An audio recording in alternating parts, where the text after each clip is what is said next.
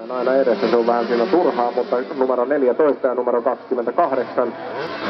Ja 14 on Lars Löfgren Ruotsista Husabergillä.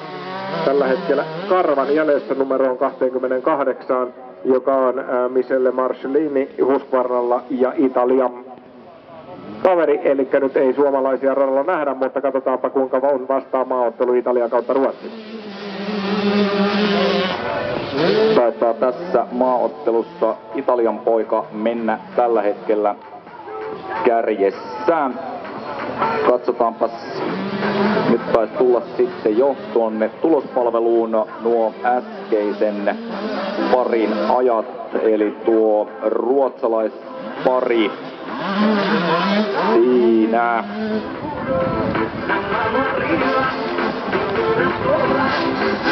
Mikael Persson muuten kellotti sitten tälle pätkälle pohjat 2:04.16 lukemin.